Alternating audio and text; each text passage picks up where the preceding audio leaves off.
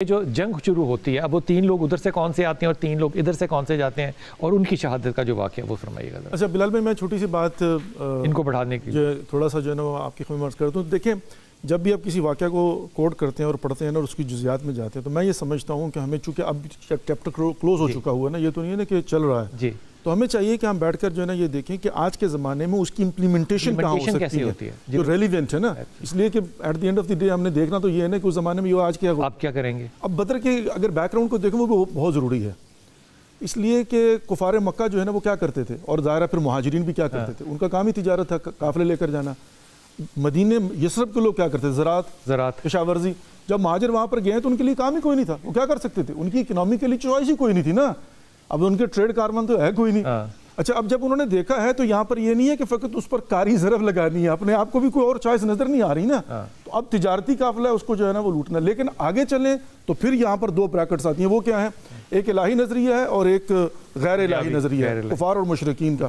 الہی نظریہ کیا ہے کہ اقتصاد وسیلہ ہے لیکن سب کچھ اقتصاد نہیں ہے، یہ بھی ذہن میں رکھیں. عزت اور آبرو بھی کچھ ہو گئی ہے، اس لیے جنگ کو بعد میں جاری رکھا گیا ہے. اور کفار کا نظریہ کیا ہے کہ کیا فرمایا تھا، کہا کہ میرا عزت اور شرف جو ہے نا یہ اونٹوں کی پشت پر اگر بچا کر لے گیا تو یہی میری عزت ہے. تو آج کے زمانے میں بھی جو فقط اور فقط اقتصاد یعنی مثال کے طور پر وہ کہتا ہے ٹورزم ہو، یہ ہو، وہ ہو، حلال کو چھوڑو، حرام کو چھوڑو، یہ کر دو، وہ کر دو، صرف پیسہ.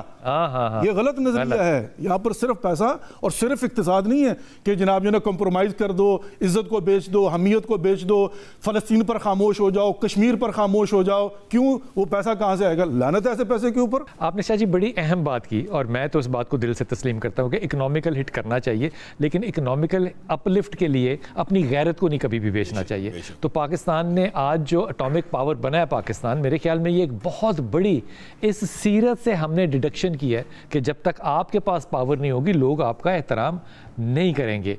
اگر اس جنگ کے اکنامیکل ایسپیکٹس اور پولیٹیکل ایسپیکٹس دیکھیں تو کفار پہ کیا اثر پڑا؟ سب سے پہلی بات تو یہ ہے کہ یہ پہلا معرکہ تھا، غزوہ تھا کہ جس میں پریکٹیکلی جو تعلیمات بیان کر دی گئی تھی، جو ٹریننگ دی گئی تھی، اس کا اظہار تھا. جو کچھ اصحاب کو تھیوری بتا دی گئی تھی. اب سب سے جو مین چیز ہوتی ہے نا اکنامک کی، وہ ہوتی ہے امنیت، سیکیورٹی. ٹھیک. سب سے بڑی بات یہ تھی کہ اس کے بعد کفار اور مشرکین کو ذہنی طور پر شکستہ کر دیا گیا تھا، خوف بٹھا دیا گیا تھا. ہر گھر میں رونا تھا، ہر گھر میں رونا تھا، سردار مرے تھے. اور ان کو سمجھ میں آ گئی تھی کہ یہ جو مہاجر یہاں سے گئے ہوئے ہیں وہاں پر، اب یہ بیچارے نہیں ہیں، اب یہ ہیلپ لیس نہیں ہے، اب ان کے پاس طاقت ہے، اب طاقت ان کے ہاں شفٹ ہو رہی ہے، اب ان کے پاس اسلحہ جانثار ہیں. یہ خوف جو ہے نا بذات خود، چونکہ یہاں پر کیا کر رہے تھے، ظلم کر رہے تھے، زیادتی کر رہے تھے، تو اب جو ہے نا وہ ڈر رہے تھے. کیوں؟ اس لیے کہ سب سے مین چیز جو ہے نا وہ اقتصاد ہے. حضرت ابو ذر غفاری کے متعلق کیا ملتا ہے؟ وہ اس قبیلے سے تعلق رکھتے تھے جو رازدنی کیا کرتے تھے. حضرت ہاشم کے زمانے میں معاہدہ ہو چکا تھا نا ان کے ساتھ کہ ہم آپ کے تجارتی قافلے کو نہیں لوٹیں گے، لیکن آپ مکے کے ریٹ پر ہمیں یہاں مال دیں گے اور جب واپس آئیں گے تو شام کے ریٹ پر ہمیں یہاں پر مال دیں گے. حضرت ابو ذر غفاری جب آئے اور انہوں نے آ کر کہا لا الہ الا اللہ، تو لوگوں نے مارنا شروع کر دیا کہ تم ہمارے خداؤں کے خلاف لگے ہوئے. مارتے مارتے ایک بندے نے پہچان لیا، اس نے کہا رکو، یہ جانتے ہو کون ہے؟ یہ فلاں قبیلے کا ہے. تو فوراً انہوں نے ہاتھ روک لیا، کیونکہ یہ راستے میں تمہیں جانے نہیں دیں گے. نہیں جانے دیں گے. اب مار کس لیے رہے تھے؟ مار رہے تھے اپنے بتوں کی محبت میں، اپنے دین کے چکر، اکنامکس کے لیے رک گئے. لیکن رکے کیوں ہے؟ اس لیے کہ دیکھا کہ اب ہماری جو ہے اکنامکس خطرے میں ہے. تو اس کا مطلب یہ ہوا کہ یہاں پر پریکٹیکلی وہ کہتے ہیں نا مارنا اور اولارنا کچھ کہا جاتا ہے، ضروری نہیں ہوتا کہ ماریں. وہ کہتے ہیں پھنکار جو ہے نا برقرار رہنی چاہیے. تو بیسیکلی جنگ ہوتی ہے نفسیات پر. فتح مکہ کیسے ہوئی تھی؟ بغیر خون ریزی کے. وہ اسٹریٹجی جو رسول اللہ صلی اللہ علیہ وسلم کو ظاہرہ وہی ہوتی ہے اور اللہ رب العزت نے گائیڈ کیا ڈیفینیٹلی. اور رسول اللہ صلی اللہ علیہ وسلم نے رات کو فرمایا کہ اپنے اصحاب ٹولیوں میں بٹ جاؤ اور لاؤ جلا لو دور دور بیٹھ کر. کیوں؟ جانتے تھے کہ سردار مکہ جو ہے نا وہ دیکھنے کے لیے آئے گا.